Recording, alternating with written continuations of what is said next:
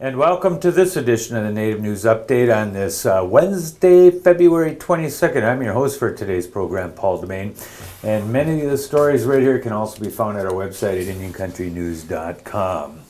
Members of an Indian tribe in Panama are again blocking the Pan-American Highway after a breakdown in negotiations with the government over mines and new dams.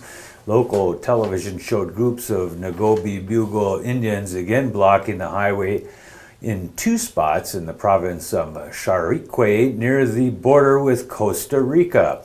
Indigenous groups are against changes that the Panamanian government has made to a mining law, and it plans to build dams in their territory in western Panama. The Indians first set up a blockade January 30th to protest lawmakers' refusal to prohibit the large-scale projects. Mediator Jose Luis Lacunza said the government agreed during the ensuing negotiations to cancel all mining concessions, but the talks broke down over the issue of the dams. A bill introduced in the Colorado Senate would allow tribal elders to work in public schools as teachers of their native languages. Senate Bill 57 would allow schools to hire people fluent in native languages to teach those languages, even if they don't have teaching licenses.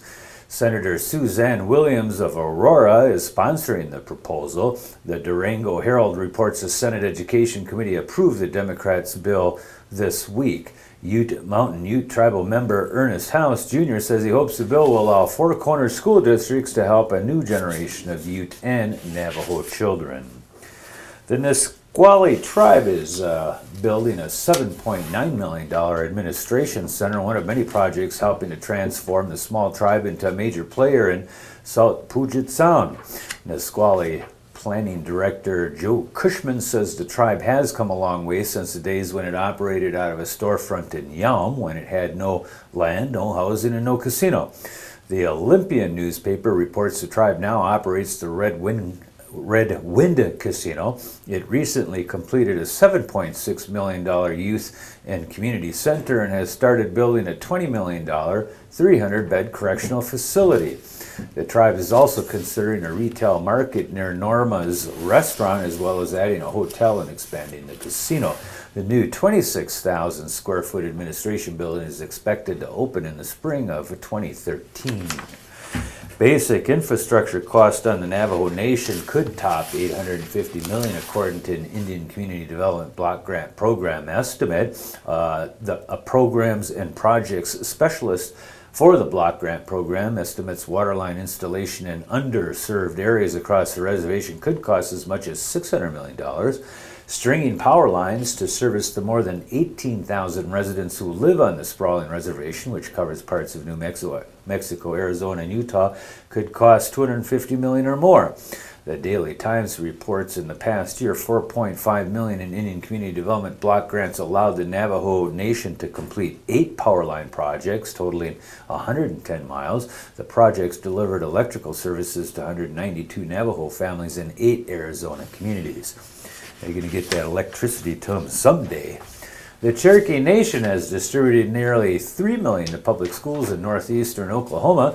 More than $179,000 was given to Tulsa schools. About $175,000 went to schools in Tahlequah, and $109,000 went to Muskogee schools during this past week, February 20th, as part of the tribe's annual Public Schools Appreciation Day.